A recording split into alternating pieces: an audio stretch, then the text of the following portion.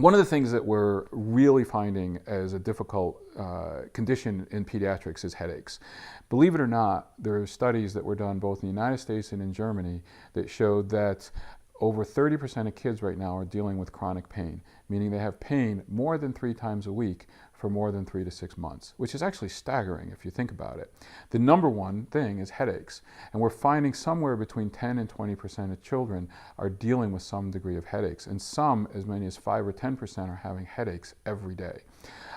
There's 5 primary causes for headaches: stress, the foods they're eating, their sleep, their insomnia that they have, the dehydration, and probably some degree of musculoskeletal pain. These are the really big ones. And there isn't, the last analysis that was done looked at the 2 most commonly prescribed headache medications, and they had no benefit over placebo. It's very difficult, and there's almost no real medicines that have been approved for children for chronic headaches. Butterbur is a plant. It works beautifully. The biggest downside to Butterbur, and what most of the neurologists have been somewhat hesitant about, is it contains something called PAs, which is an alkaloid that is liver toxic. And it has to be, you have to be sure that it's been removed from the product before you can give it to someone. Because we can't eat that much Butterbur if we just ate it out in the wild. But if you condense it into a capsule or into a liquid, it actually concentrates up the PA, and then it can be more liver toxic. So we have to make sure that it's PA free, and it's been one of the hesitations that a lot of neurologists have had. Having said it, it works beautifully. It's one of the most effective things that we have on the market right now to actually treat headaches or prevent headaches and migraines in adults and in kids. What's the major problem for most kids? If they can't swallow a pill, it's very hard, if not impossible, to find a liquid. And part of our goal is now to create a liquid that has a therapeutic dose of Butterbur that is PA-free, that neurologists and primary care docs can feel comfortable with, that this is going to be helpful for their children and that they don't have to worry about it.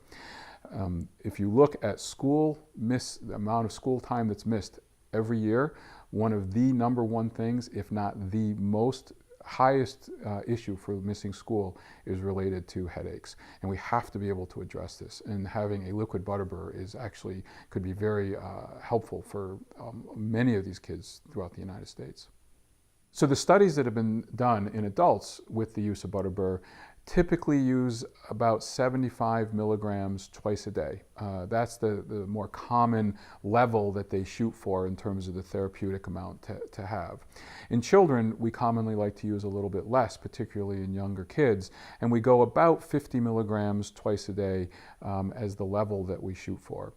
And interestingly, what would you do for a child who's having even more migraines that are even smaller? And that level we might have to be even a little lower on. It's very difficult when all you have is a capsule, and the capsules typically only come as 75 or 50 milligrams. And if you can't swallow the 50 milligram capsule, then you really have a dilemma.